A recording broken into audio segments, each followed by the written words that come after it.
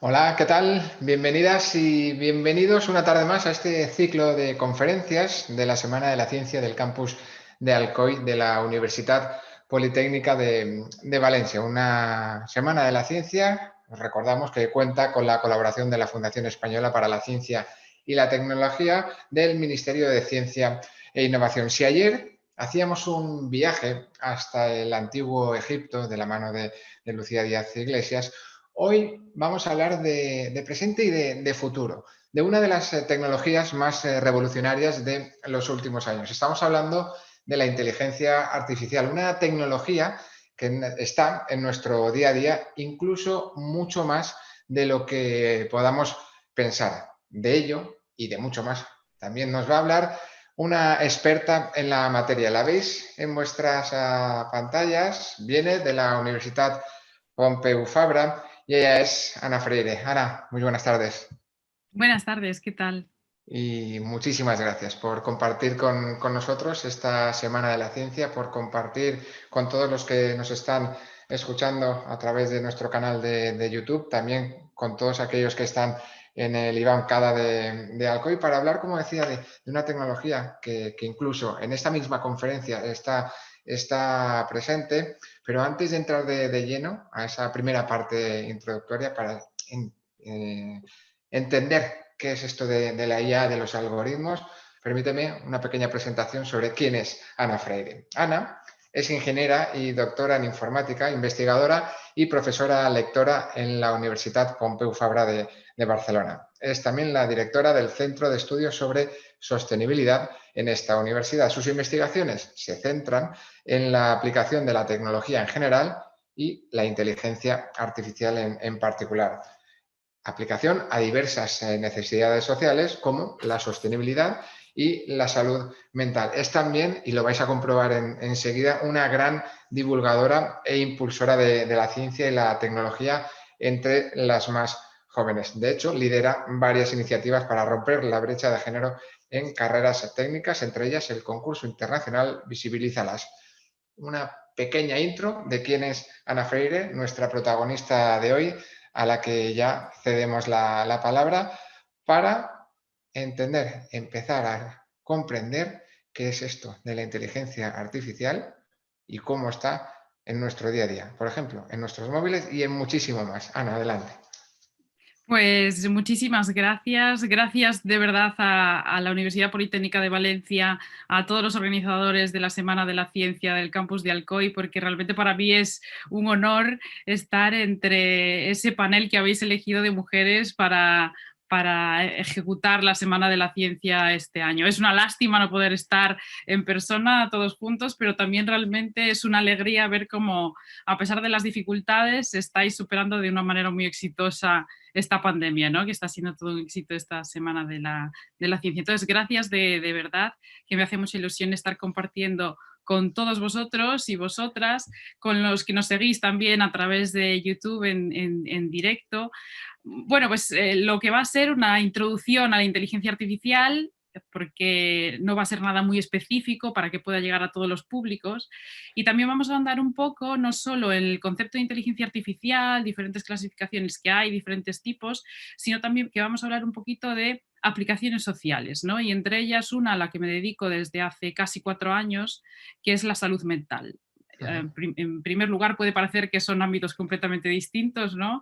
Ahora ya poco a poco vamos viendo que la inteligencia artificial y la tecnología se va casando poco a poco con la medicina, por ejemplo, pero con la salud mental aún parece que incluso puede ser un agente agresivo para la salud mental la tecnología, ¿no?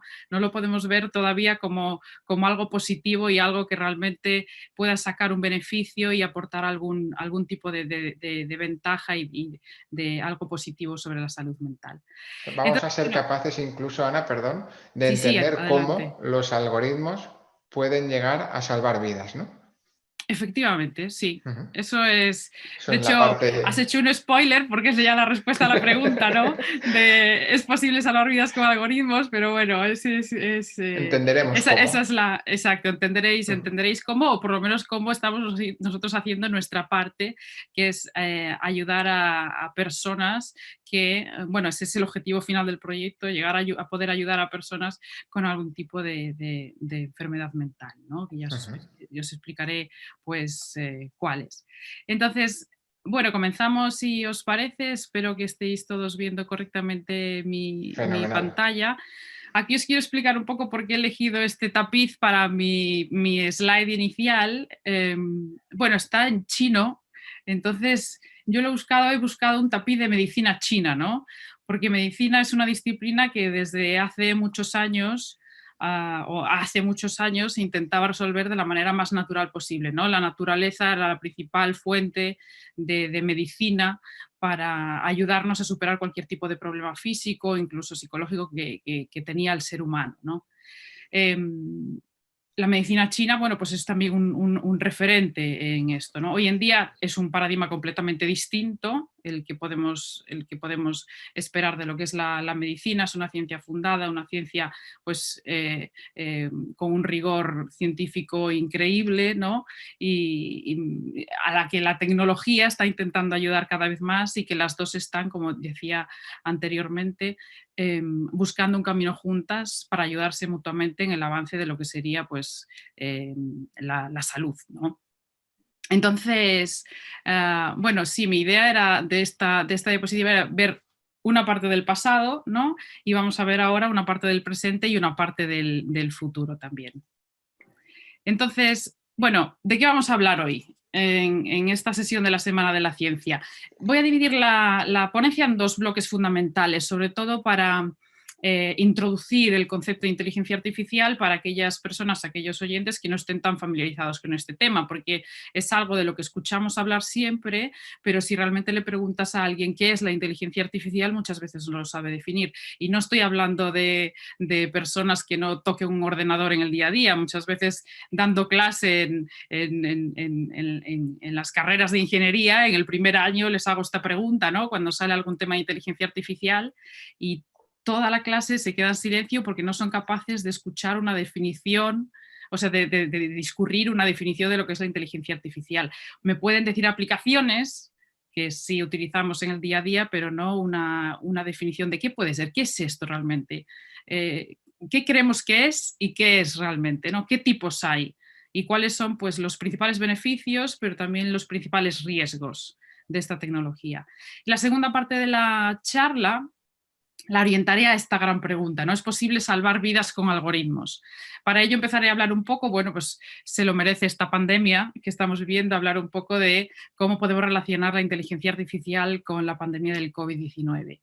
Todo lo que se está haciendo, no os hablaré de todo lo que se está haciendo porque sería toda la Semana de la Ciencia hablando yo sola, pero os daré solamente así unas pinceladas de lo que se está haciendo, para luego entrar en otra perspectiva de la IA apoyando a la vida de los seres humanos, ¿no? Como es la prevención de suicidios en las redes sociales. Entonces, antes de nada, antes de responder a esa pregunta de ¿es posible salvar vidas con algoritmos?, tendríamos que definir qué es un algoritmo, ¿no? Esto también es algo que no todo el mundo sabe. Yo cuando doy clase a alumnos preuniversitarios, lo que le digo, siempre pongo la comparación con una receta. Una receta de cocina no es más que una serie de pasos que nos guían pues, para preparar un plato, cocinar un plato, ¿no? Y tenemos pues, una serie de ingredientes y una serie de pasos que tenemos que seguir. Bueno, pues un algoritmo es algo muy sencillo, pero el producto final es un programa, no es un plato de cocina, ¿no? Lo podríamos definir como un conjunto ordenado de operaciones sistemáticas que permiten hacer un cálculo y hallar la solución pues, a un problema, ¿no? Por ejemplo, un algoritmo podría ser calcular la multiplicación entre dos números, y la secuencia de pasos pues, podría ser tomar el primer número y sumarlo tantas veces como indica el segundo número, por ejemplo, ¿no? No tiene por qué ser un comportamiento inteligente el de un algoritmo, ¿no? Puede ser cualquier tipo de operación muy básica que obviamente podamos realizar también los humanos, puede ser de lo más sencillo que os podáis imaginar. No es algo moderno tampoco, aunque se empiece a hablar más ahora de lo que es un algoritmo, no es algo moderno. Ya a mediados del siglo XIX, la archiconocida Ada Byron creaba lo que era el primer algoritmo, ¿no? ella trabajaba con Charles Babbage en lo que se llamaba la máquina diferencial y ella vio en esta calculadora algo más que una máquina para realizar simples cálculos matemáticos y de hecho diseñó lo que sería el primer algoritmo para que luego digan que esto no es cosa de mujeres, ¿no?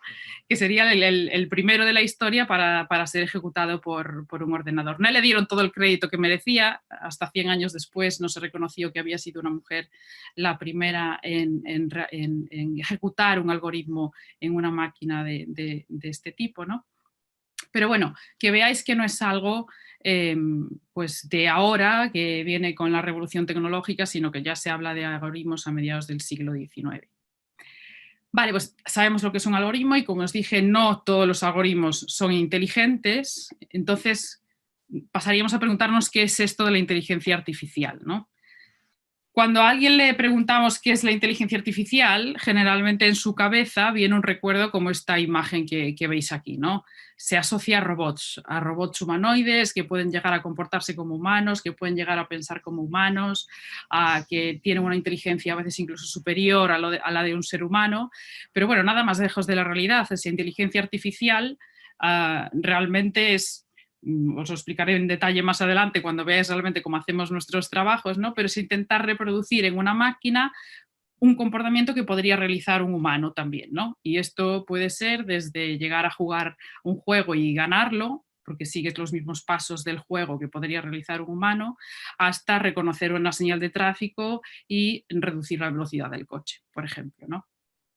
Bueno, el robot humanoide que veis aquí en esta diapositiva, si no la conocéis, se llama Sofía.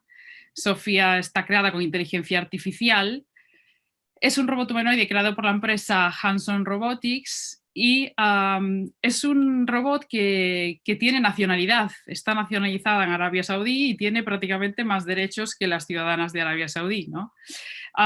Tiene inteligencia artificial, capacidad para procesar datos visuales, reconocimiento facial también, imita gestos humanos, expresiones faciales y es capaz de contestar a ciertas preguntas y tener conversaciones sencillas sobre ciertos temas predefinidos. Yo la vi hace poco en un congreso y se intentaba mantener una conversación con ella y sí que es verdad que había puntos de fallo, ¿no?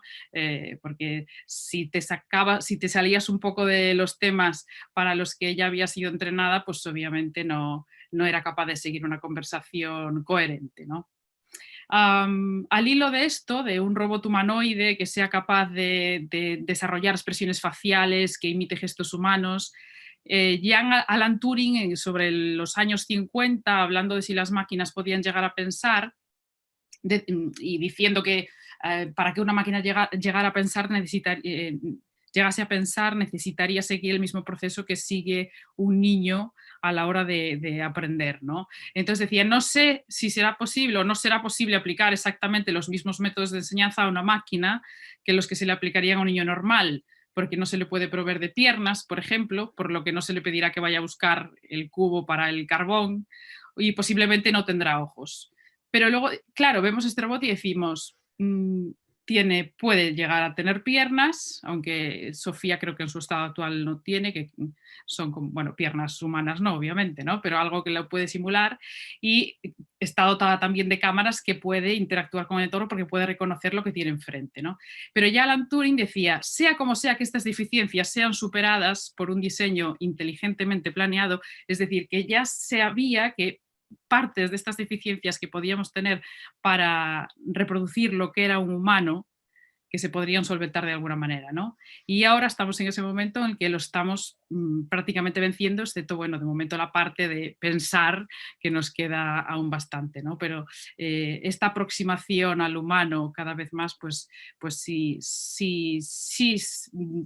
está poco a poco desarrollándose, ¿no? Llegar a pensar, lo hablábamos el otro día, yo defiendo que una máquina puede llegar a aprender, ¿no? Pero llegar a pensar, de momento, aún nos falta mucho para esa parte. Hablábamos también en la entrevista previa a la Semana de la Ciencia de la clasificación de las 3 IAs, ¿no? La Narrow Artificial Intelligence, en la que una máquina es capaz, por ejemplo, de hacer muy bien una tarea mejor que un humano, pero solo esa tarea. La General Artificial Intelligence, que sería en la que una máquina es capaz de hacer varias tareas como si fuese un humano, entonces él realmente pasaría el test de Turing, en el que un humano debería diferenciar sin ver a un humano de una máquina, ¿no? Y la Super Artificial Intelligence, en la que ya pasaría la inteligencia de la máquina, sobrepasaría la inteligencia del hombre.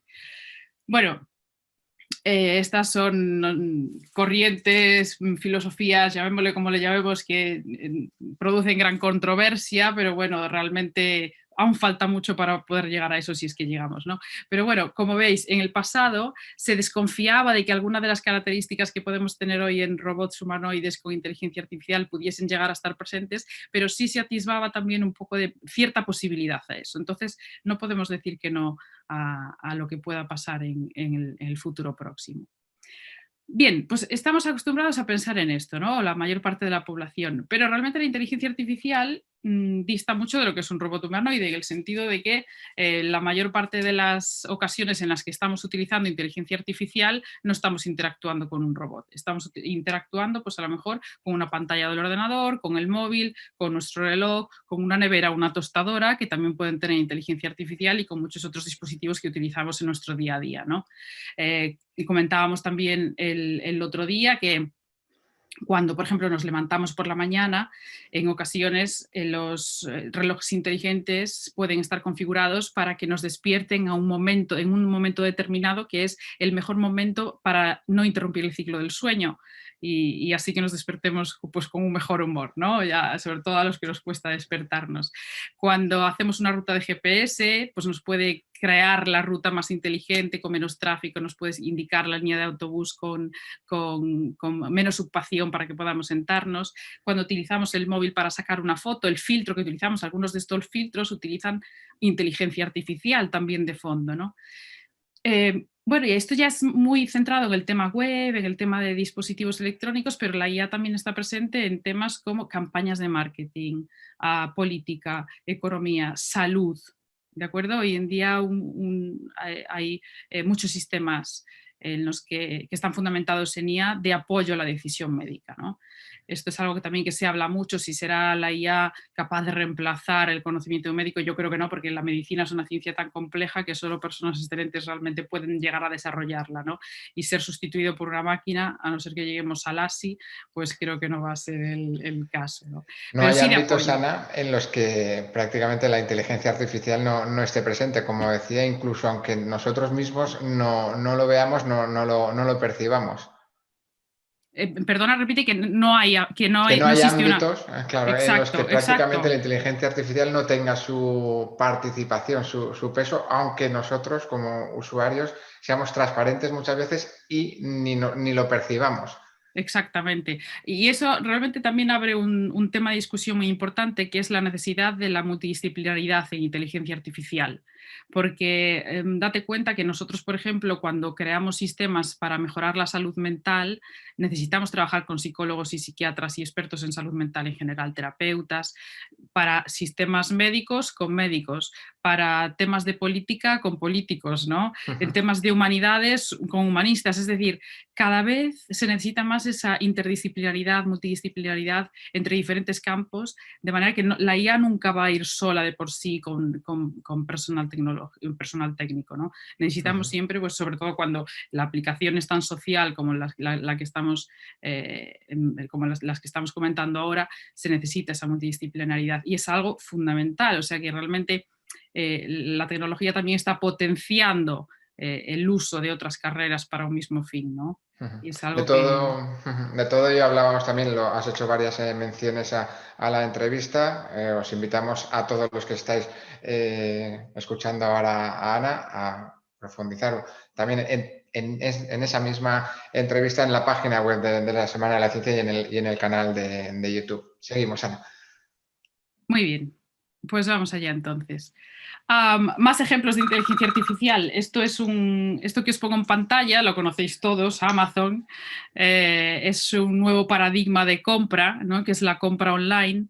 Y es un fenómeno muy interesante porque realmente pasamos de compras en tiendas físicas con escaparates para todo el público en general a tener un escaparate para nosotros mismos. Cuando entramos en Amazon, en base a los productos que hemos comprado, en la similitud entre nosotros y otros usuarios, nos está sugiriendo productos que es posible que a nosotros nos interese comprar, ¿no? Estos se llaman sistemas recomendadores. Están basados en inteligencia artificial y su potencia realmente es gracias a la gran cantidad de datos que está debajo de estas plataformas, ¿no?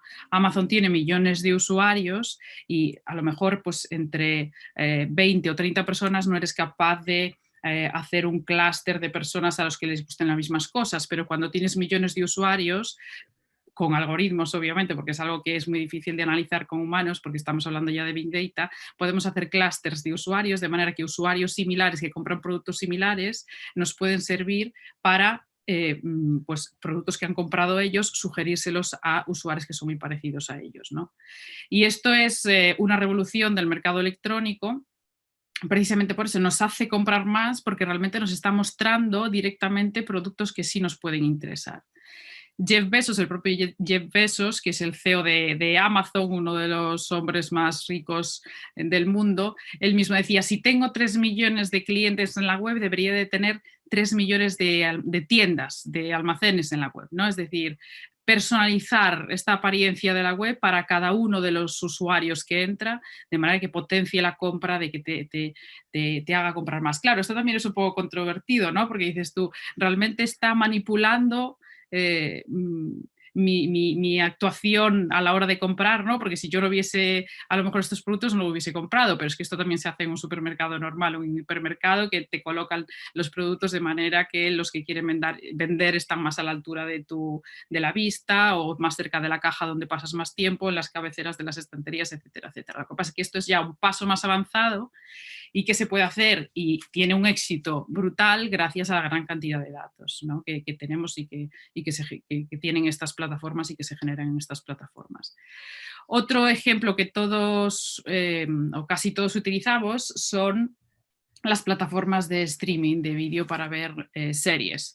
Esto es algo curioso porque también pasamos de, oye, ¿qué película me recomiendas o qué serie me recomiendas? ¿No? Que también se dice y se pregunta, ¿no? Pero muchas veces nos dejamos ya directamente recomendar por estas plataformas, porque sabemos que si he visto una serie que es parecida a lo mejor a otra, es posible que me guste y es la que me está recomendando.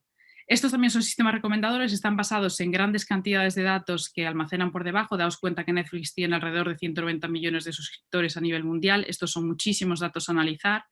Si a mí me gusta, si estoy siempre viendo series de determinado género o con determinados actores o actrices principales, protagonistas, ¿no? Es posible que me siga recomendando en esa línea. Luego aquí hay otra corriente que también son la diversificación en sistemas de recomendación, ¿no? Que es precisamente lo contrario, sácame de esta burbuja, ¿no? Y en vez de recomendarme cosas que ya sabes que me van a gustar porque es lo que siempre veo, dame otras opciones que también me gusten, pero que estén fuera de lo que habitualmente veo, ¿no? Es decir, pues también te puede gustar esta nueva comedia, pues porque le gusta a gente parecida a ti, pero tú no sueles ser de este género, ¿no?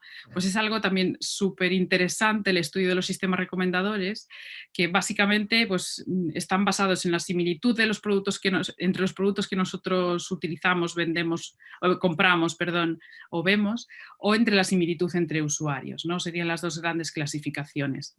Al hilo de Netflix, una cosa curiosa también, por ejemplo, es que te puede hacer incluso personalización de las carátulas que tú ves, ¿no? Si compartís la cuenta de Netflix o HBO o alguna de estas plataformas, en ocasiones veréis que la carátula que se muestra de una serie a vosotros no es la misma que la que se muestra pues, a vuestro compañero de piso o otro familiar, si tenéis cuentas distintas. Se cambian los colores, se cambian los personajes que aparecen, la disposición, etcétera, etcétera, porque a lo mejor pues yo tiendo más a clicar en series que tienen más color, por ejemplo, ¿no? O otro tiende a clicar pues, en carátulas de series que son más oscuras.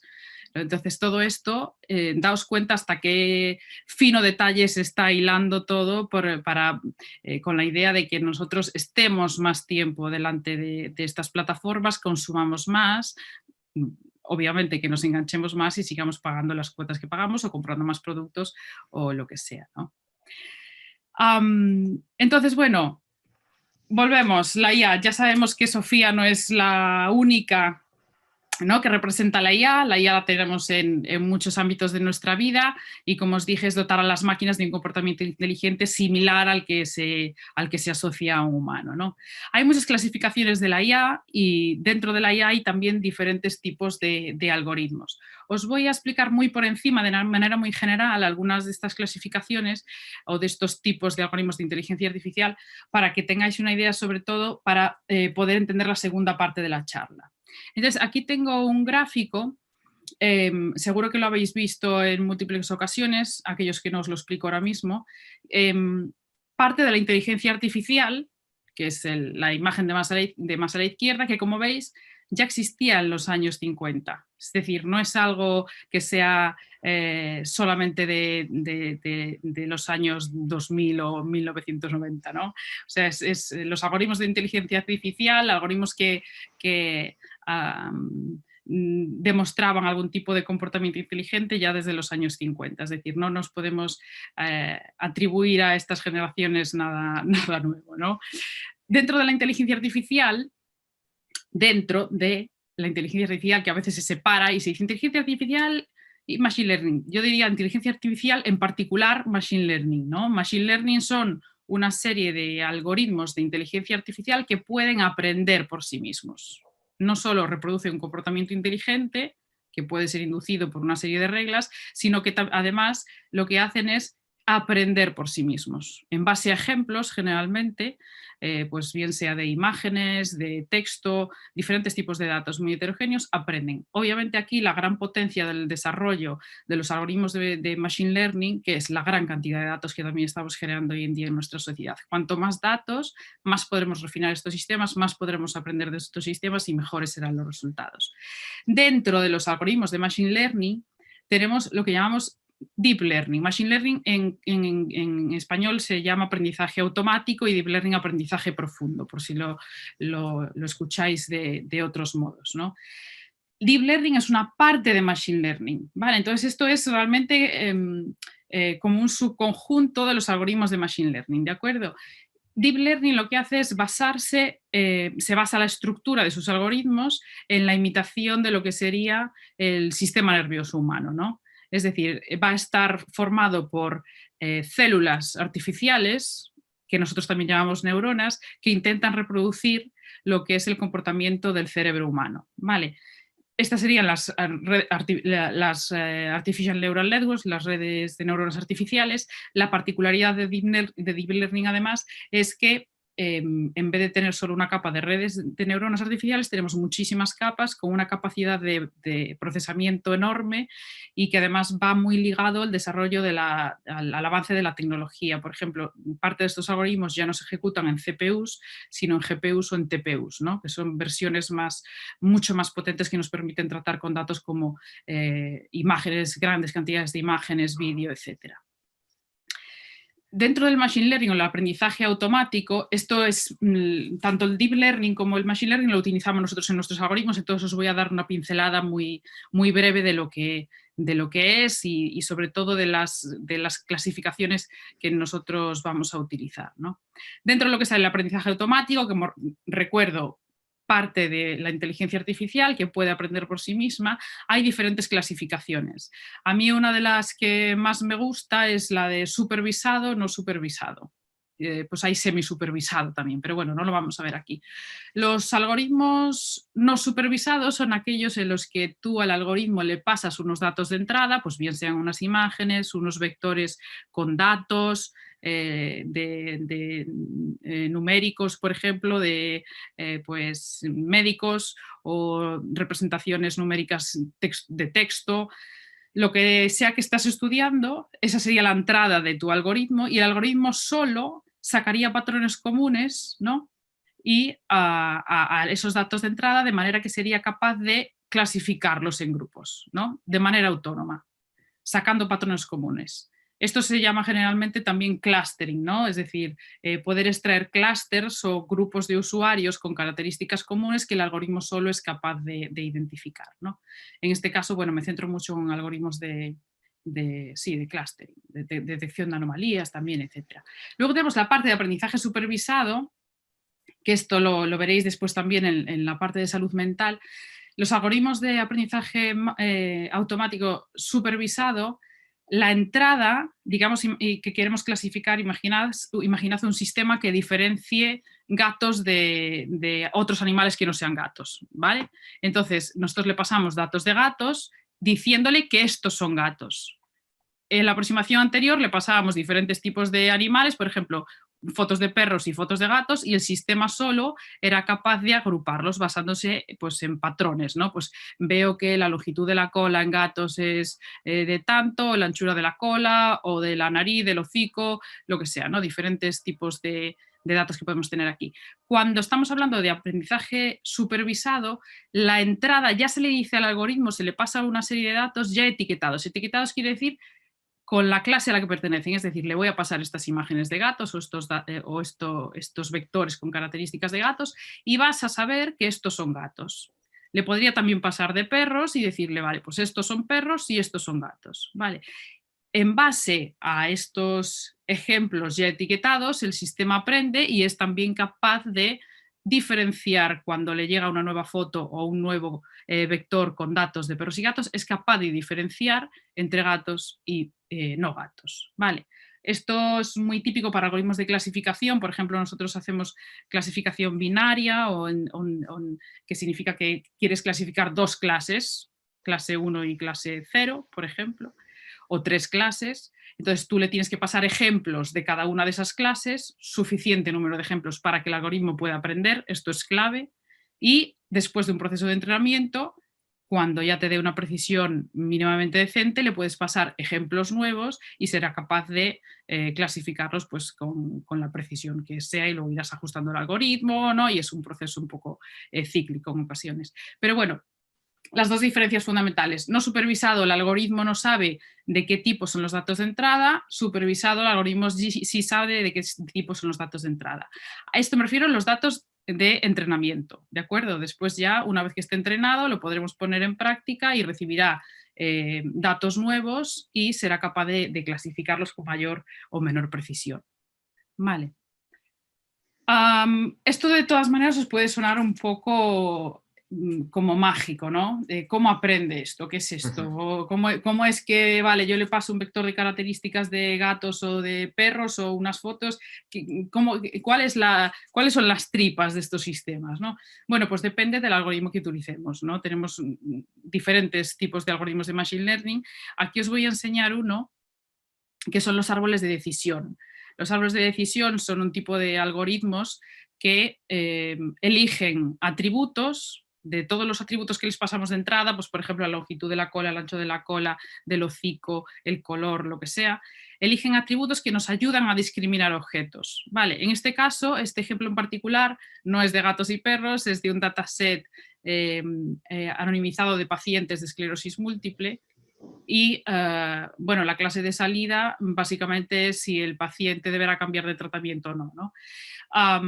Como veis, bueno, es un árbol que tampoco es muy complejo porque no tiene demasiadas ramas, pero básicamente lo que hacen estos algoritmos es toman un atributo, ¿no? Que es una de las características que tú le pasas como entrada, por ejemplo, que está, en este caso es la línea de tratamiento que está siguiendo el paciente, y se hace una pregunta: ¿es menor o igual que 1,5 o es mayor o igual que 1,5? Porque él intuye que ese es el valor que más le va a ayudar a discernir entre los dos tipos de clase, ¿no? Por ejemplo, si es mayor que 1,5, pues entonces ya lo etiqueta como clase 0. Si no, va a tener que seguir evaluando otros atributos de la entrada, ¿no? Bueno, estos son atributos muy técnicos, no nos vamos a entrar en el contexto, pero la idea es esa, ¿no?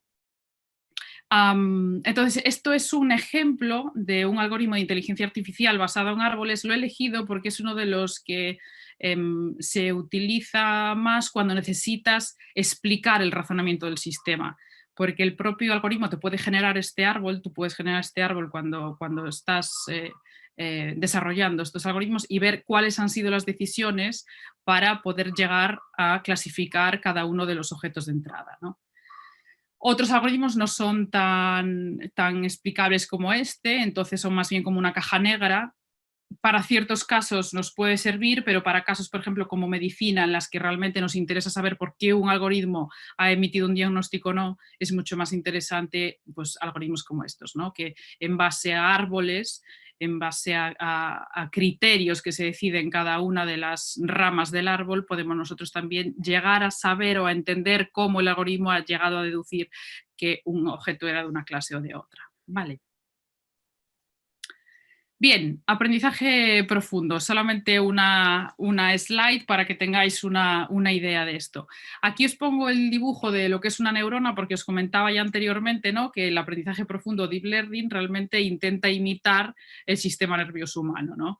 Entonces, sabéis que en una neurona tenemos unos vehículos de entrada que son las dendritas, ¿no?, y que son como receptores de información. Esta información se procesa en las neuronas y la información se transmite hacia el resto del sistema a través de los axones. Bueno, pues en un sistema de deep learning, de aprendizaje profundo, la idea es similar. Tenemos neuronas, que son estos nodos que veis por aquí como círculos, ¿vale? Estas neuronas, cada una de ellas, neuronas artificiales, tienen entradas también que simularían las dendritas y tienen salidas, ¿vale?, que simularían pues, los axones. Cada una de estas neuronas interiormente pues, tiene unas funciones que nos ayudan, bueno, pues, a procesar estas entradas y generar una o varias salidas, como veis aquí. En el caso de Deep Learning, si esto es una capa y esta, pues aquí veis dos capas ocultas, ¿no?, se basa en agrupar capas de redes de neuronas hasta generar la capa de salida que ya me dice, pues si es un algoritmo de clasificación, me dirá para un objeto de entrada a qué clase pertenece, ¿no? Bien, pues básicamente aquí lo que tenemos en aprendizaje automático son muchas de estas capas, ¿vale?, y que son procesadas de una manera muy eficiente gracias a la tecnología actual, como os contaba, como GPUs. Las GPUs son las tarjetas que se utilizaban de gráficas, ¿no?, pues para, que eran muy potentes sobre todo para jugar a vídeos, ¿no?, perdón, para jugar en juegos, vamos, y ejecución de vídeos, y se utiliza para, ahora mismo ya esta tecnología, porque dota de mucho más eficiencia tecnológica a la hora de ejecutar este tipo de algoritmos. Nosotros lo utilizamos también para la parte de análisis de imagen que veremos después. Bien, entonces os lleváis una idea más o menos general de lo que es la inteligencia artificial, algunas de sus aplicaciones, y tenemos también aquí una parte, ya para acabar el bloque de inteligencia artificial, que serían los beneficios y los riesgos de la inteligencia artificial, porque no me quiero ir sin hablar de esto. Bueno, aún no me voy, que me queda la segunda parte, ¿no? Pero no me quiero ir sin hablar de los beneficios, pero también los riesgos de la inteligencia artificial. Beneficios incontables. Yo soy muy pro inteligencia artificial, solo faltaría que no lo fuese, ¿no? Siendo doctora en informática, pero soy consciente, al desarrollar también estos sistemas, de los riesgos que tienen, ¿no? Beneficios, la personalización, por ejemplo, sobre todo en temas de medicina personalizada, donde ahora puedes recibir un diagnóstico y un tratamiento adecuados a ti, no un diagnóstico y tratamiento adecuados a toda la población, la transversalidad que puede ser aplicada a diferentes ámbitos, la eficiencia de los procesos, la automatización. De ahí viene también la minimización de errores, ¿vale? El análisis de grandes cantidades de datos que hoy en día para los humanos sería imposible de analizar en empresas, en datos públicos, ¿no?, en instituciones, redes sociales, etcétera, etcétera. Estamos constantemente generando datos y si no fuese por este tipo de algoritmos que de manera muy eficiente son capaces de procesarlos, pues no seríamos capaces de extraer conocimiento, ¿no?, y sabiduría de lo que son estos datos. Riesgos, por supuesto. Riesgos también tiene la falta de transparencia. Muchas veces cuando utilizamos algoritmos de inteligencia artificial, como os contaba, pues el humano no es capaz de saber cuáles son las reglas que han llevado a ese algoritmo a determinar una salida del sistema, ¿no? Y esto puede ser algo peligroso porque realmente, sobre todo cuando los sistemas necesitan generar una respuesta que pueda afectar a un humano, se busca que se pueda explicar, ¿no?, para saber también, para controlar posibles efectos sobre los humanos. Privacidad cuestionable, es posible que si no se hace un uso adecuado de la inteligencia artificial podamos estar pasando los límites de la privacidad de los usuarios. Sesgos, se habla mucho de que la inteligencia artificial discrimina a minorías. yo no le echaría la culpa a la inteligencia artificial en sí, sino muchas veces los datos por naturaleza están sesgados y entonces la inteligencia artificial, como aprende de datos, si tú le pasas muy pocos datos de una clase y muchos de otra, va a intentar siempre favorecer a la clase mayoritaria, ¿no?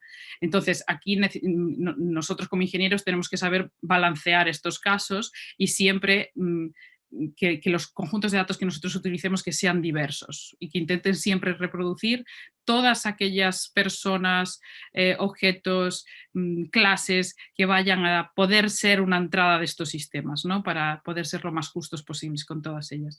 Y el consumo energético también. Grandes plataformas como Amazon, Netflix, son cuando hablamos de que todo está en la nube hoy en día, ¿no?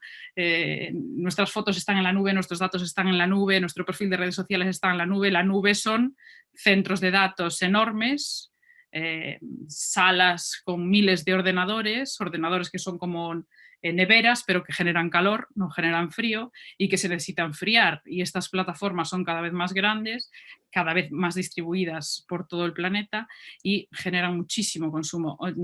Había leído ahí atrás que Google en el 2015 había reportado un gasto de electricidad equivalente al gasto de toda la ciudad de San Francisco. Imaginaos lo que es esto, ¿no? Que eran como 25 millones de dólares en electricidad. Claro, ahora también se hacen estrategias para esto, construir los centros de datos en zonas más frías o donde tengan fuentes de energía renovable, etcétera, etcétera, ¿no? Pero es un problema que también tenemos que saber gestionar, ¿de acuerdo?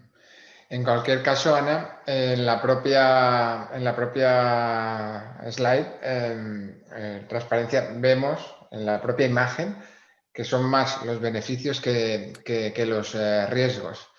Sin Bien embargo, visto, bien visto. sí, Eso claro, está puesto a propósito. sí, pero sin embargo sí que hay cierta percepción y está vinculado con esa privacidad cuestionable de o se trasladan mensajes de la IA, de los algoritmos, como un mecanismo de control sobre el ciudadano.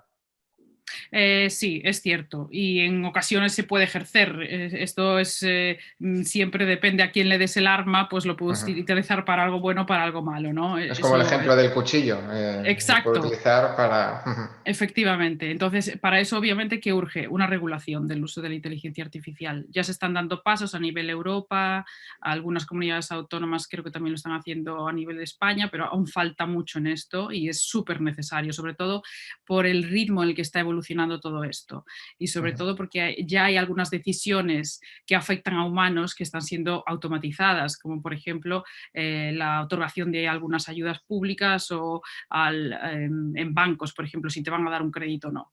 Entonces, todo esto debería estar regulado para que sepamos, podamos garantizar la transparencia de los algoritmos, la diversidad ¿no? en los conjuntos de datos que utilizan, la justicia de estos algoritmos también. Es el camino hacia esa inteligencia artificial responsable, ¿no? Efectivamente, efectivamente. Y bueno, también en lo que decías tú de que hay una idea de que es muchas veces más negativa que positiva, aquí también es muy importante realmente destacar la importancia de inculcar a los jóvenes el espíritu científico crítico, ¿no? Es decir, que todo lo que te digan, valora si realmente es cierto o no, infórmate, porque esa es la base realmente del progreso de un país, ¿no? Que la gente se valore, que desde jóvenes aprendamos, ¿no? En el currículo escolar debería de estar más contenido en ciencia y que sepamos llegar a tener un pensamiento crítico sobre todas estas noticias que recibimos y llegar a poder discernir qué tipo de información es cierta o qué tipo de información no es cierta. Y esto a todos los niveles, porque ahí están las fake news. Ahí entra en juego otro concepto del que se habla mucho y hablamos mucho últimamente, como es el de cultura científica. Efectivamente, sí, falta mucho, es algo que falta porque además, bueno, en general se apunta poca gente a las carreras científico-tecnológicas, a pesar de que ofrecen una gran cantidad de oportunidades laborales, pues no son las carreras que realmente están siendo más llamativas para los jóvenes, ¿no? Y en parte yo creo que es por el hecho de que no se visibiliza demasiado toda la aplicación social que puede tener la ciencia y la tecnología, ¿no? Nosotros en la Universidad Pompeu Fabra lanzamos un grado en ciencia de datos y fíjate que conseguimos un 50% de mujeres. Y en parte yo creo que ha sido porque cada vez que presentábamos la carrera, y esto pues que sirva de ideas para todo lo que lo quieran hacer, presentábamos no el currículum de la carrera, el currículum escolar o los créditos o cómo iban a ser los exámenes, sino qué aplicaciones tiene la ciencia de datos, ¿no? ¿Qué aplicaciones tiene la ciencia de datos?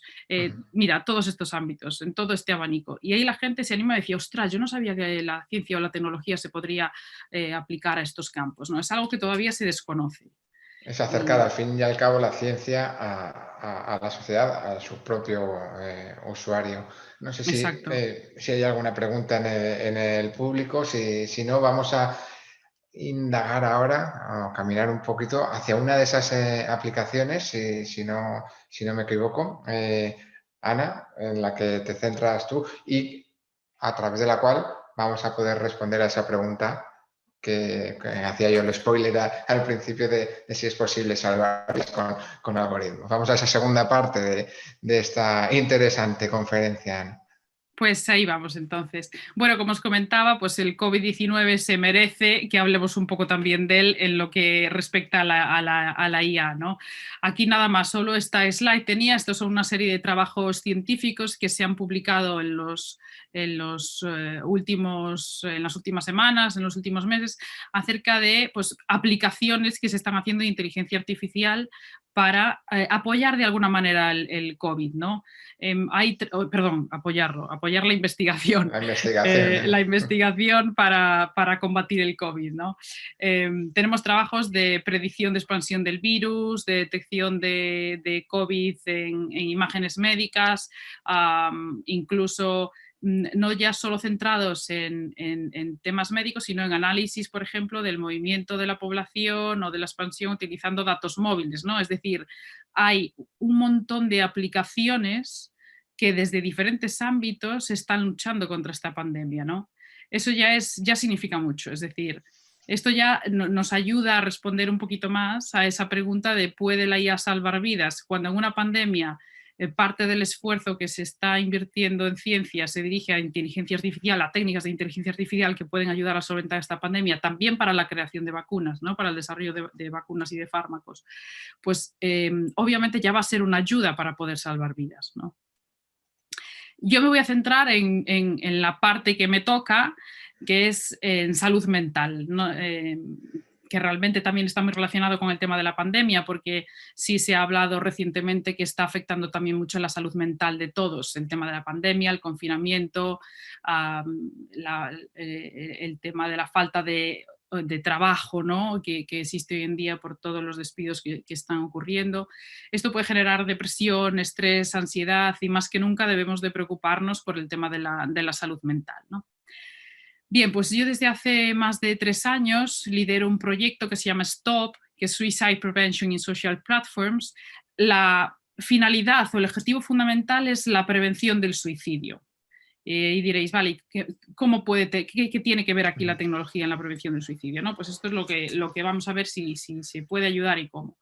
Nosotros el trabajo que os voy a presentar es un trabajo que nos va a ayudar a caracterizar problemas mentales en redes sociales. Problemas mentales hay muchos. Nosotros nos vamos a centrar solamente en depresión, tendencias suicidas y trastornos de la conducta alimentaria, porque se han visto que todos ellos estaban muy relacionados. De hecho, cuando nosotros empezamos a estudiar este proyecto, los trastornos de la conducta alimentaria pues, no los habíamos empezado a estudiar y nos dimos cuenta cuando estábamos generando los conjuntos de datos a analizar que era un factor muy común también a la hora en tendencias suicidas, ¿no? Y descubrimos toda una comunidad de trastornos de la conducta alimentaria en redes sociales interesante para el estudio y sobre interesante para combatir también este problema, ¿no? Que está afectando a muchos jóvenes.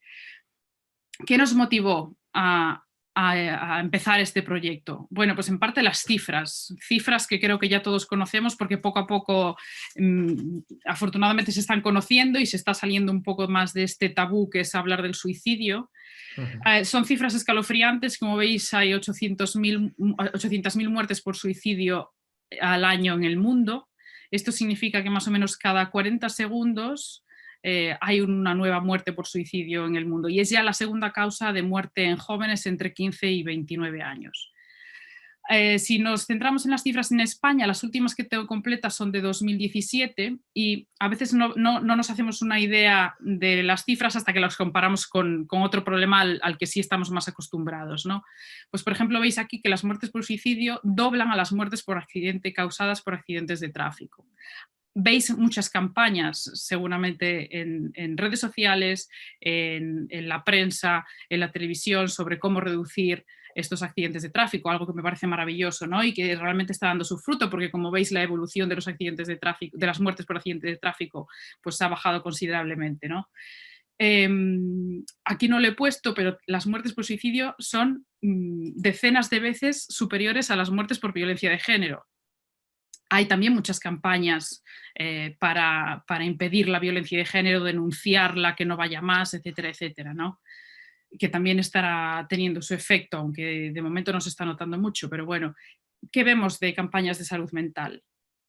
Prácticamente no se ve nada y la salud Nada. mental es fundamental. Tenemos algún problema de salud y vamos al médico de salud, pero no de salud mental. Existe todavía ese tabú, ese estigma de ir al psicólogo, al psiquiatra, y realmente la cabeza es de las cosas más importantes, ¿no? Y estas cifras son realmente escalofriantes.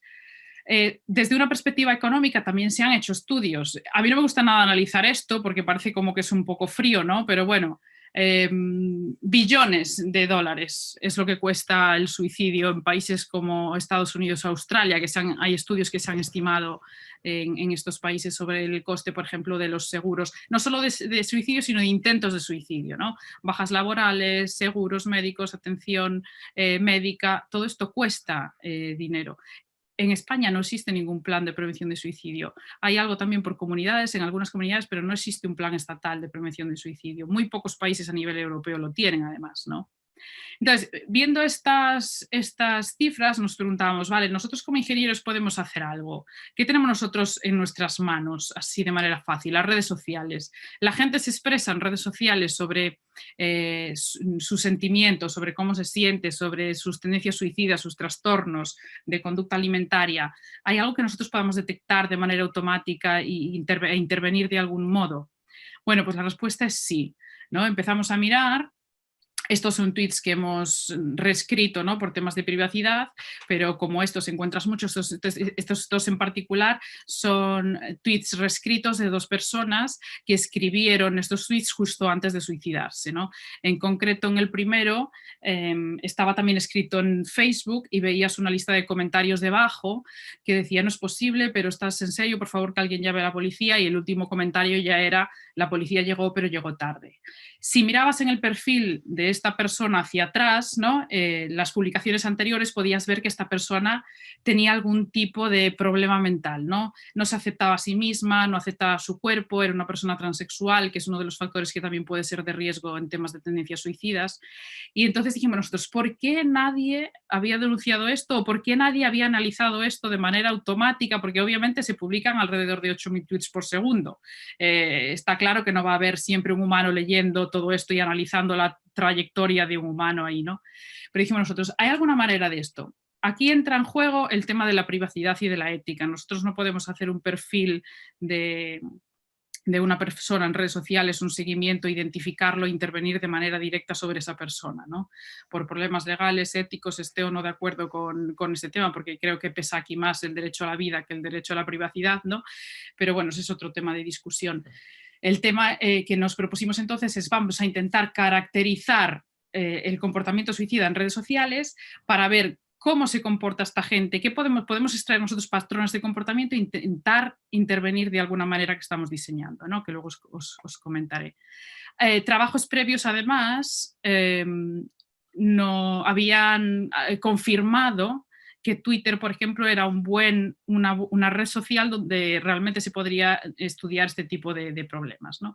Y entonces, bueno, nos lanzamos a ello en colaboración con psicólogos, psiquiatras. Bueno, aquí no lo comenté, pero realmente este es un proyecto en colaboración con diversas instituciones, ¿no? Como veis aquí, no solo es la Pompeu Fabra, sino el Hospital Parc Taulí de Sabadell, el Centro de Visión por Computador de la Universidad Autónoma de Barcelona, la Fundación FITA de Trastornos Alimentarios, la Universidad de Lyon y la Universidad de la Suiza Italiana, ¿no? Entonces realmente somos más de 15 investigadores, entre 15 y 20 investigadores, psicólogos, psiquiatras que estamos realizando este trabajo, ¿no? Aquí no os voy a mostrar todo lo que hacemos, pero sí una de las partes, ¿no? Me centro en el último trabajo que publicamos en este año, que es detectar patrones de ideación suicida en Twitter, ¿no? ¿Cómo podemos hacer eso? Utilizando técnicas de inteligencia artificial. Bueno, pues esto es un resumen del flujo que nosotros seguimos para detectar patrones de comportamiento suicida, ¿no? De manera automática. Lo primero que hacemos es lo que veis ahí de Twitter crawling. ¿Qué es esto de crawling? Un crawler es un programa que recopila datos, ¿no? En este caso de Twitter, publicaciones. Nosotros lo que hacemos es crear un programa que filtre tweets de Twitter que contengan ciertas palabras o frases que los psicólogos y psicólogas nos han dicho a nosotros con anterioridad que puedan estar relacionadas de alguna manera con el suicidio, ¿no? Tenemos más de 500 frases y palabras que de algún modo ellos saben que son utilizadas por estas personas y los utilizamos para filtrar estos tweets, porque si no, de otra manera sería imposible analizar esto, ¿no? No podemos analizar todo tal cual. Los filtramos porque hay algunos pues, que acaban siendo basura, o que pues está en otros idiomas que no nos interesan, porque realmente lo que hacemos aquí todo es en español, ¿no? Porque sí hay sistemas que lo hacían en inglés, pero no teníamos ninguno en español, ¿no? Entonces nosotros lo hacemos en español. Todos los datos que nosotros ingresamos en nuestro sistema son anonimizados según entran, es decir, no sabemos en ningún momento cuál es la identidad de cada uno de los usuarios, como os dije, por motivos éticos y legales, de manera que la intervención va a tener que ser de manera grupal, a un grupo de usuarios de determinado perfil, que nosotros podamos lanzar algún tipo de campaña o lo que sea, pero no vamos a poder de momento intervenir de manera individual. Es algo que, bueno, mi institución, la Universidad Pompeu Fabra, realmente es muy sensible ante estos temas, ¿no? Y está evaluando si de alguna manera se podría hacer, pero de momento no es lo que podemos hacer, ¿no? Bien, cuando tenemos este conjunto de datos, que sería un conjunto de tweets que contienen estas palabras o frases relacionadas con tendencias suicidas, pasamos al trabajo manual. ¿Vale? Al etiquetado de datos que os comentaba antes. ¿Os acordáis? Aprendizaje automático, machine learning supervisado, donde los datos de entrada están etiquetados. Os ponía el ejemplo de perros y gatos, que teníamos datos de gatos y sabíamos que eran gatos, y datos de perros y sabíamos que eran perros. Bueno, pues en este caso tendremos tweets, los psicólogos leen un subconjunto de estos tweets y los etiquetan en esto es un riesgo, este tuit representa un riesgo de suicidio o este tuit no representa un riesgo de suicidio. Obviamente no estamos asociando una enfermedad mental a esta persona o clasificándola como una enfermedad mental. Puede tener, no, tiene indicios de esta publicación, porque además, bueno, como es todo anonimizado, tampoco sabemos la identidad de las personas. Una vez que tenemos esta parte hecha, que esta, como os digo, pues es gracias al trabajo de todos los psicólogos y psiquiatras que trabajan con nosotros, hacemos la parte de extracción de características. Esta parte de extracción de características, ¿qué es? Bueno, pues esto es generar los vectores de entrada de los que os hablaba antes cuando os explicaba los algoritmos de Machine Learning, ¿no? Que un vector de entrada, un vector no es más que una serie de datos que nosotros tenemos, datos numéricos, que son los que van a ser analizados por nuestros sistemas, ¿no? En este caso, nuestros vectores pues, son muy complejos, tienen cientos de características, ¿no? Y algunas de estas características son del texto que aparece en los tweets, otras características psicológicas y de actividad que podemos encontrar o extraer de las redes sociales, y características de imagen. Y os voy a hablar un poquito de cada una de ellas para que veáis qué es lo que nosotros sacamos de cada tweet, ¿no? Bueno, de características textuales hay una serie de técnicas que se llaman bag of words o word embeddings. Básicamente, para resumir así de manera general, esto nos dice, bueno, pues qué frecuencia de uso de determinadas palabras se hacen en estas publicaciones, ¿no? O alrededor, estas palabras aparecen alrededor de estas otras. ¿Cuál es el contexto en el que aparece esta palabra, ¿no? Un poco para ver cuál es la temática fundamental de la que está hablando esta persona, ¿no? Analizamos el sentimiento de las publicaciones, es decir, Hay librerías que nosotros utilizamos para determinar si un texto tiene una polaridad positiva, es decir, es optimista, o una polaridad negativa, es decir, es pesimista, o neutral también, ¿no? Esto nos puede dar una idea de si la persona pues, está siempre teniendo un lenguaje muy negativo, ¿no? Que puede ser también identificador de este tipo de problemas. Analizamos emociones, el enfado, la alegría, la felicidad, la tristeza. Todo esto también lo hacemos de manera automática. Y después analizamos también si en estos textos que nosotros recopilamos se hablan de temas específicos que los psicólogos y psiquiatras nos dicen que están muy relacionados con el tema del suicidio. Fundamental, las autolesiones, porque es uno de los factores de riesgo más alto a la hora de cometer un suicidio. Insomnio, abusos sexuales, acoso escolar, drogas, problemas económicos, religión, incluso si hablan algo, tema de Dios o algo así, porque parece ser que nos dijeron los psicólogos que la gente con creencias religiosas que tiende a sobrellevar mejor las tendencias suicidas, es decir, que no suele llegar a cometer un suicidio, ¿no? Por el tema de las tendencias, de las creencias religiosas. Entonces, esto es parte de lo que estudiamos a nivel de texto. ¿Qué más? Características psicológicas y actividades relacionadas con el comportamiento de la persona. ¿A qué me refiero? Pues, por ejemplo, ¿cuánto tuitea de lunes a viernes? ¿No? ¿Qué actividad tiene de lunes a viernes? ¿Qué actividad tiene los fines de semana? Porque esto puede indicar que si una persona durante el fin de semana tiene una actividad que continúa la de la semana, ¿no? Es posible que a lo mejor le falte un poco de componente social, que esté muy centrada en el tema de las redes sociales, etcétera, etcétera. La frecuencia de la publicación, ¿cuánto tuitea esta persona? El ratio de tweets durante el periodo de sueño, ¿esto qué significa? Bueno, pues habitualmente todos descansamos cuando dormimos de las redes sociales, ¿no? Y si tenemos un periodo de sueño sano, deberíamos estar al menos unas 6 horas durmiendo, ¿no? Digamos. Entonces, ¿cómo nosotros podemos calcular que una persona tuitee o no durante un periodo de sueño cuando un problema de los datos que tenemos de Twitter es que no nos aparece el time zone del usuario? Y claro, nosotros tenemos tweets en español, pero algunos de ellos vendrán de Latinoamérica también, ¿no? Entonces, esto lo gestionamos nosotros de manera automática a través de, bueno, la fórmula que veis aquí, que básicamente es dividimos las horas del día en 8 slots de 3 horas.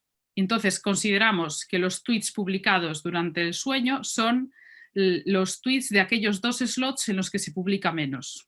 De esos 8 slots de 3 horas, si hay 2 seguidos en los que se publica menos, entendemos que esos 2 son los de sueño, ¿no? Luego veréis que, bueno, las personas con tendencia a suicidio, bueno, los patrones que nosotros encontramos asociados a tendencias suicidas, nos dicen que efectivamente estas personas tuitean más durante los momentos de sueño debido al insomnio que pueden llegar a padecer, ¿no? El ratio de tweets durante el periodo de actividad, es decir, durante el día también, mientras no están durmiendo. Y el número de publicaciones por cuatrimestre. Estos son lo que, digamos, las características que nosotros sacamos en cuanto al comportamiento. Estadísticas de los tweets también, el ratio de tweets relacionados con suicidio. Tenemos un método que a través de una cantidad de tweets nos dice qué porcentaje de ellos están relacionados con suicidio o no, ¿no? La longitud de los tweets, el número de caracteres, más largo, más corto, el número de tweets totales que esta persona publica. Más características en relación con las relaciones sociales de las redes, recopilamos también el número de followers, de followees. Followers es los que siguen a esa persona y followees es a los que sigo yo, ¿no? El número de favoritos dados a otras publicaciones, el número de favoritos recibidos, la mediana, vamos. Algunos de estos están normalizados y tratados, pero bueno, en general son estos datos, ¿no? Los que obtenemos. Los retweets recibidos también, esto nos puede dar una idea del apoyo social que tienen, ¿no? Si no reciben favoritos, retweets, etcétera, en estas publicaciones pueden ser o bien porque estas publicaciones están muy cargadas de contenido relacionado con el suicidio y nadie quiere darle un like, ¿no? A este tipo de publicaciones, o porque realmente tienen muy poco apoyo social, pocos followers, etcétera, que sigan su comportamiento. Esto se ve sobre todo en comunidades de trastornos de la conducta alimentaria. Análisis de imagen. Con la ayuda del CVC de la Universidad Autónoma de Barcelona hemos entrenado un sistema con 90.000 imágenes de Instagram imágenes que están unas relacionadas con temas de suicidio y otras no. Todas estas imágenes han sido también preprocesadas para garantizar el anonimato de todas ellas, aunque bueno, en muchas de ellas no aparece el usuario, ¿no? Pero para que no se pueda llegar a identificar ningún usuario a través de ellas. Y utilizando Deep Learning llegamos a clasificar las imágenes de nuestros usuarios en pues, más relacionadas con suicidio o no relacionadas con suicidio, ¿no? Imágenes que sí pueden estar relacionadas con este problema o no. Con todo esto creamos pues un vector, bueno, para cada usuario, vectores como los que veis aquí, ¿vale? Cada uno de las componentes de estos vectores son los números que representan todos los datos que os he contado. Algunos datos que son categóricos se transforman a números también, para que la entrada de estos sistemas siempre sea un número. En la última columna, como veis, esta es la columna en la que va la etiqueta, ¿vale? Entonces el algoritmo reconocerá, bueno, le indicaremos que en esta columna pues esto significa que el tweet es de la clase 1, es decir, que está relacionado con suicidio, esto de la clase 0, que no está relacionado con suicidio, y así sucesivamente, ¿no? Esta etiqueta obviamente es la traducción de esta que nos han hecho los psicólogos previamente, ¿no? Y aquí pues hemos puesto de todas estas características que os he comentado, pues hemos simplemente añadido el valor de cada una de estas medidas, ¿no? Una vez que hacemos esto, que hemos construido estos vectores de características, los introducimos dentro del sistema y el sistema aprende, depende de qué sistema sea, pues puede ser uno basado en árboles, entonces buscará el atributo que más le ayuda a discernir, ¿no? Para las siguientes capas, etcétera, etcétera. Nosotros utilizamos algoritmos basados en árboles y otros que no están basados en árboles. Los que están basados en árboles no solo utilizamos árboles de decisión, sino random forests, que son realmente como bosques de árboles, es decir, son una clase de algoritmos que agrupan muchos árboles de decisión que están tomando decisión de manera paralela, ¿no? De manera también un poco aleatoria. No voy a entrar más en esto, pero bueno, es uno de los algoritmos que mejor nos está funcionando. Entonces, una vez que el algoritmo está entrenado, porque está extrayendo patrones de toda esta entrada que nosotros le hemos pasado, nos dará una precisión, cuánto de bien está funcionando, cuánto de bien está identificando a los perfiles de la clase positiva y de la clase negativa. De manera que cuando nos llegue, cuando le pasemos un tuit nuevo que no conocía con anterioridad, podrá o no, pero bueno, es esperable que sí, que pueda clasificarlo en una de las dos clases, ¿no? Ahora mismo los algoritmos que tenemos obtienen un 85% de precisión en media. En algunos casos, dependiendo de los datos, no del algoritmo que sea, de las features que recojamos, pueden llegar hasta un 90%. Pero bueno, de media siempre somos más prudentes, decimos un 85%. ¿Qué más conclusiones extrajimos? Este es, bueno, el mayor logro de esta publicación ha sido este sistema de clasificación, ¿no? Que extrayendo estas características que os hemos comentado es capaz de clasificar publicaciones o usuarios en este tipo de grupos, ¿no? Positivos o negativos. ¿Qué más características hemos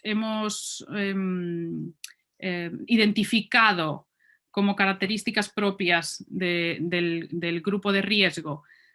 Pues generalmente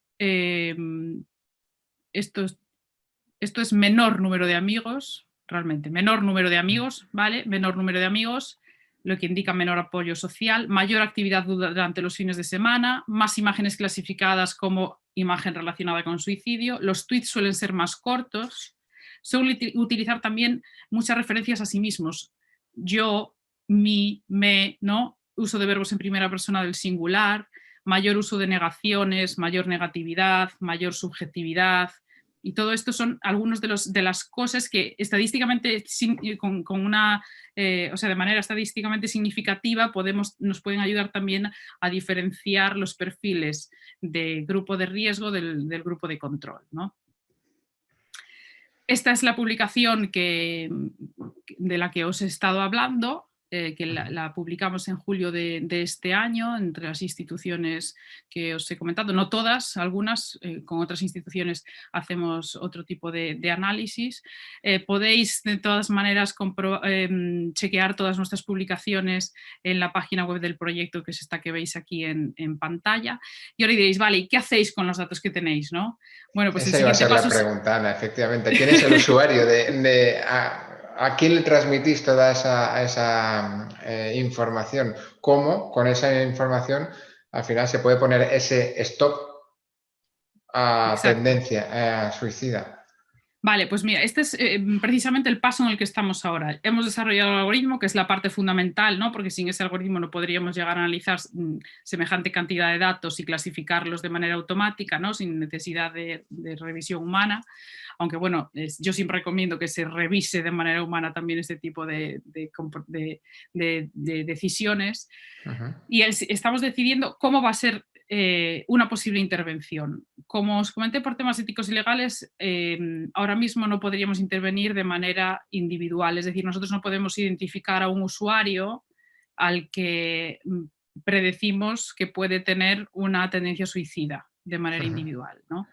Lo estamos estudiando a ver si de alguna manera se puede hacer o si tenemos que cambiar algo en las leyes o algo que podamos hacer para esto, pero de momento no lo podríamos hacer. Podemos extraer características comunes a estos usuarios suicidas y de alguna manera hacer algún tipo de identificación grupal, pero sería de manera totalmente anónima, no Pero podríamos claro, saber. no podrías identificar a partir de un tuit, a partir de una story de Instagram, una tendencia suicida de una persona concreta. Exacto. Y alertar al A esa profesional persona. clínico a esa persona, porque Exacto. es un análisis totalmente anonimizado. Exacto. Otra posibilidad que hay, que es, bueno, pues cambiar esto y hacerlo en colaboración con ciertas clínicas de salud mental para analizar el comportamiento de sus ya pacientes en las redes sociales bajo su consentimiento, ¿no? Uh-huh. Esto sería otro de los posibles usos que también es muy útil. Lo que pasa es que, claro, le resta ese potencial de encontrar a personas que no estén diagnosticadas, Uh-huh. que era realmente la idea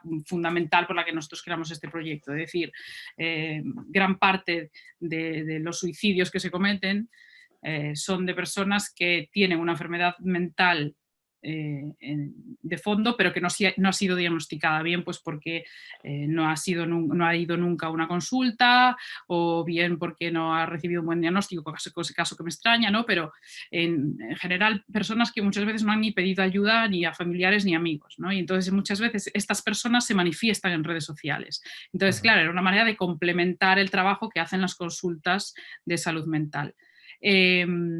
Ampliarlo, digamos. Si no lo Uh-huh. podemos ampliar, intentaremos complementarlo, pero lo que sí sabemos es que esto es de un valor añadido, porque sobre todo por la gran capacidad que tienen las redes sociales hoy en día De de ofrecer información de mostrarnos. forma implícita muchas veces. Uh-huh. Exacto, exacto, exacto. Uh-huh. Tal como lo has dicho. Uh-huh. Y bueno, nada más, estar a prácticamente el final de la presentación. Quería daros las gracias nuevamente, atender a las preguntas que tengáis. Encantada yo siempre de presentar este proyecto y de que surjan dudas, preguntas, comentarios que nos puedan también ayudar a mejorarlo. Sí, Y aquí estamos. sí que tenemos alguna pregunta, Ana, hasta el momento más enfocada hacia la primera parte y en general sobre inteligencia artificial. Vamos con la última que nos han hecho, es Antonio Pastor, en concreto.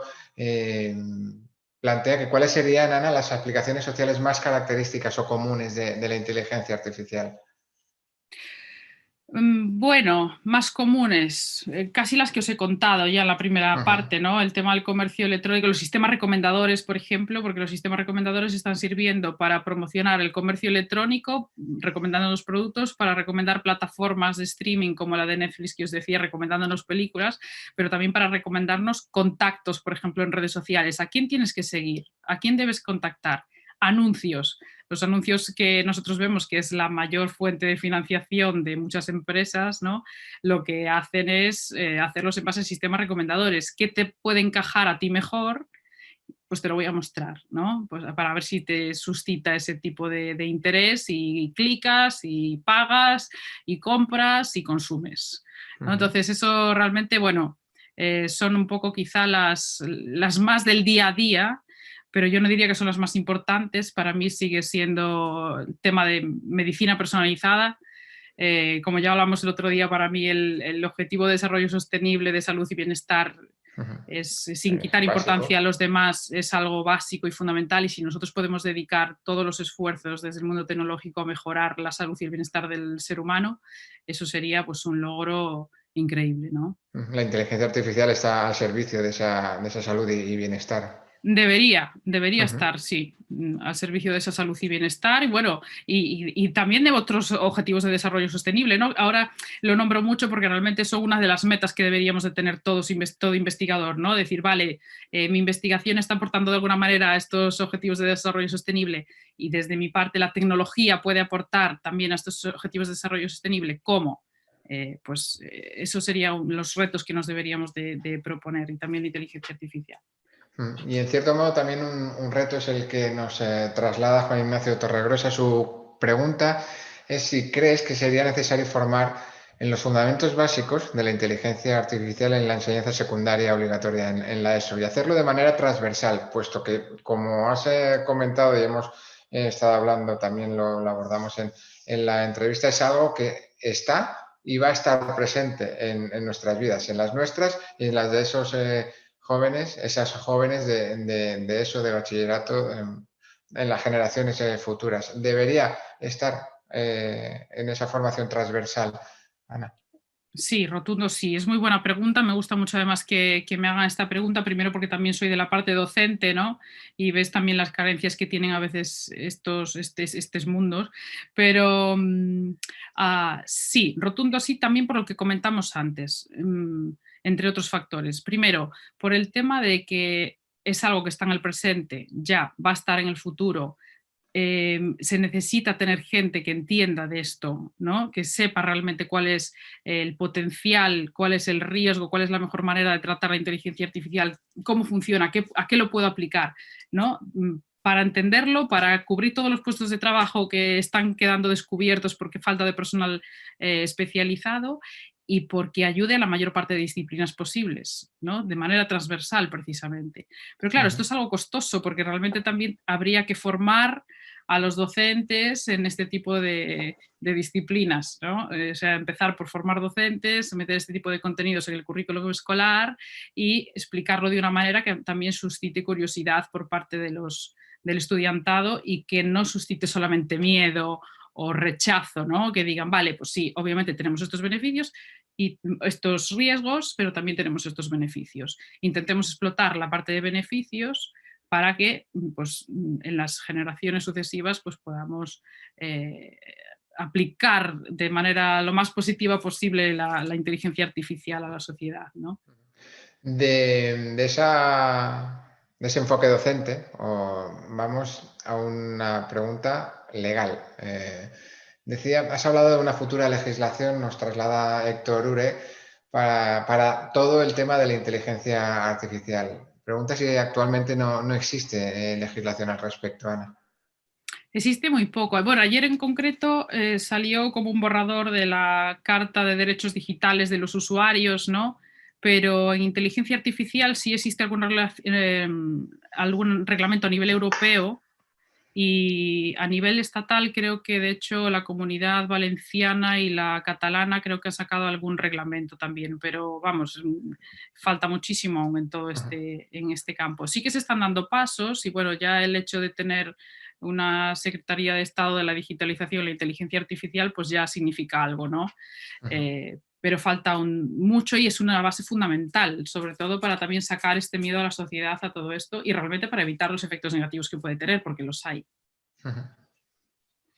¿Crees que se puede llegar a que las cámaras públicas puedan llegar a identificar expresiones faciales o corporales en posibles suicidas? Pregunta María Martínez.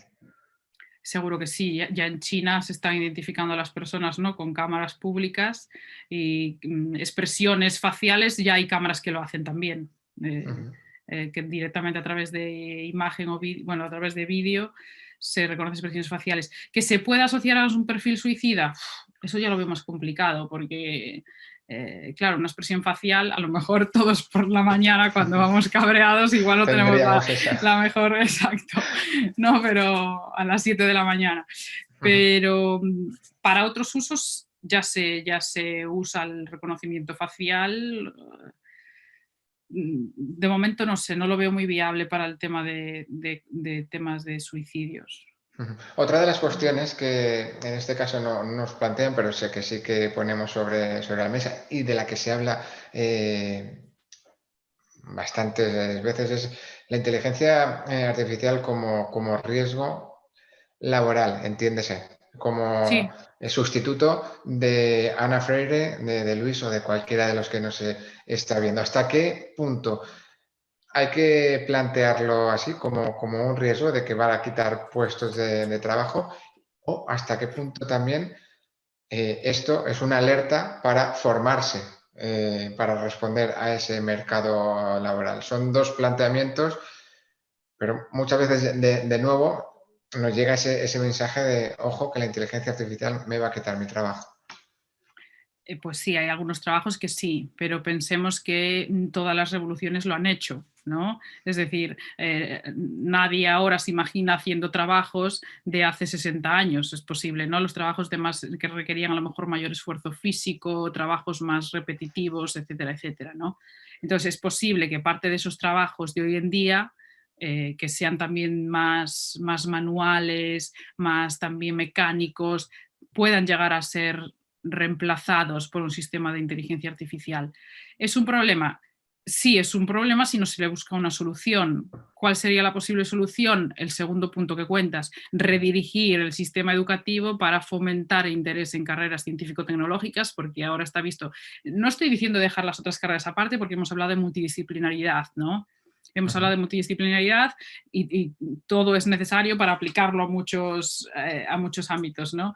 Pero formar a más gente que sea capaz de asumir toda esta oferta que la inteligencia artificial y la tecnología está creando, porque hay puestos de trabajo que no se cubren. Se estimaba para este año miles, no recuerdo exactamente la cifra, no quiero meter la pata, además queda grabado, ¿no? Pero se estimaba en miles de puestos de trabajo, cientos de miles de puestos de trabajo que quedarían sin cubrir en Europa en estos años, ¿no? Creo que era 2020, de hecho, por falta de personal cualificado para ocuparse de estos puestos de trabajo, ¿no? Entonces, realmente hagamos un esfuerzo de redirigir a la sociedad para que pueda llegar a cubrir estos puestos de trabajo. Y ahí un punto fundamental es la educación. Eso es fundamental. Y con el tiempo nos daremos cuenta de que estos trabajos que la IA reemplaza realmente no es un trabajo tan deseable como el que pueda crear, ¿no? Volvemos a legislación. Manuel Llorca plantea si crees, piensas que la legislación europea de protección de datos puede dificultar la investigación en inteligencia artificial en Europa y dificulta la creación de nuevas empresas y o emprendedores, Ana. Bueno, esto es una pregunta complicada porque realmente el tema de legislación tampoco es mi parte y yo toda la parte de nuestros proyectos que involucra legislación la dirigimos al Comité Ético y Legal de nuestra universidad, que son quienes se encargan de esto, ¿no? Pero sí que es cierto que hay limitaciones para la investigación en general por el hecho de garantizar la privacidad de los usuarios, ¿no? Que me parece algo completamente lógico y normal, ¿no? Estamos hablando de que es uno de los retos que tenemos que hacer precisamente, ¿no?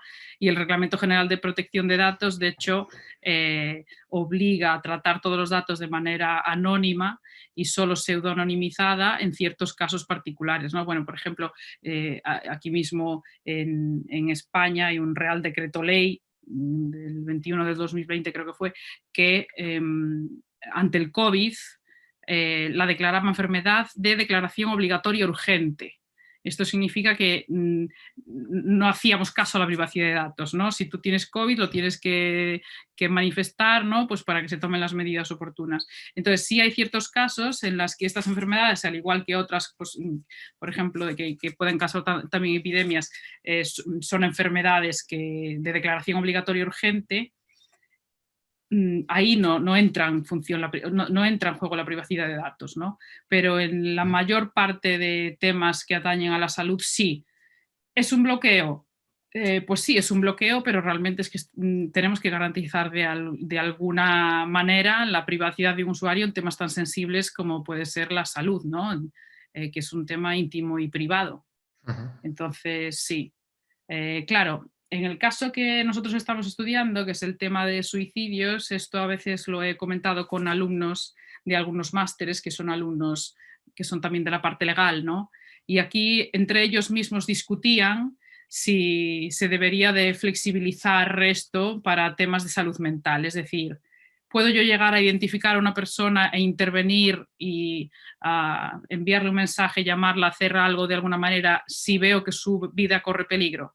Entonces unos decían que no, porque estaba antes la privacidad, otros decían que sí, porque el derecho a la vida debería de ser superior al derecho a la privacidad, ¿no? Ujú. Luego te encuentras con gente que también dice que cualquier persona tiene derecho a quitarse su vida porque es suya, ¿no? Entonces es un tema que me da la impresión de que, al igual que otros temas de investigación, redes sociales y de inteligencia artificial, no está lo suficientemente trabajado, Ujú. ¿no? Como Como para... para decir, hay Exacto. que ir por aquí o por allá, Exacto, claro. exacto. Ujú. Pero es un tema que podríamos estar discutiéndolo aquí horas porque, ya te digo, incluso alumnos que son de la ¿De parte legal? legal, ¿no? Discuten entre ellos y no llegan a lo mejor a un acuerdo todos ellos por la naturaleza de esta Ujú. discusión, Es vamos. difícil el engranaje aquí entre tecnología e inteligencia artificial, cuestiones legales y privacidad, claro. Sí, Ujú. cierto. Es un campo muy complejo esto, muy, muy Ujú. complejo. Pero Ujú. bueno, es mejor que empezamos restringiendo de más y luego que poco a poco se abra, ¿no? Que no al revés, porque puede ser muchísimo más peligroso y dañino para la sociedad realmente. Pues si no hay más preguntas, Ana, por nuestra parte, solo nos queda volver a agradecerte el rato que hemos compartido contigo aprendiendo mucho sobre inteligencia artificial, sobre los algoritmos, sobre sus múltiples aplicaciones, aunque nos hemos dejado muchas otras más, segurísimo. Y de nuevo, darte las gracias por tu participación en esta Semana de la Ciencia del campus de Alcoy de la Politécnica de Valencia. Pues muchísimas gracias a vosotros, de verdad, y sobre todo a ti, que siempre llevas estas entrevistas y estas intervenciones de un modo espectacular y muy interesante. Gracias de verdad Pues, y gracias por las preguntas, que han sido súper interesantes igualmente y que siempre despiertan esa discusión que es tan sana, ¿no? pues muchas gracias, Ana. Antes de despedirnos, a lo largo de esta charla hemos hablado de salud. Mañana también hablaremos de salud y de algo que, si la inteligencia artificial está presente en nuestro día a día, este año, de lo que vamos a hablar mañana, está presente todavía más. Vamos a hablar de pandemia, inmunología de pandemia para no iniciados. ¿Quién será la ponente en este caso? Pues tendremos el placer de contar en esta Semana de la Ciencia virtual en el campus de Alcoy con Margarita del Val. Será también a partir de las 7 de la tarde de mañana jueves 19 de noviembre. Os esperamos a todos los que nos habéis seguido en el día de hoy, aquí en este canal de YouTube de la Semana de la Ciencia. Hasta mañana, buenas tardes y muchas gracias por estar ahí.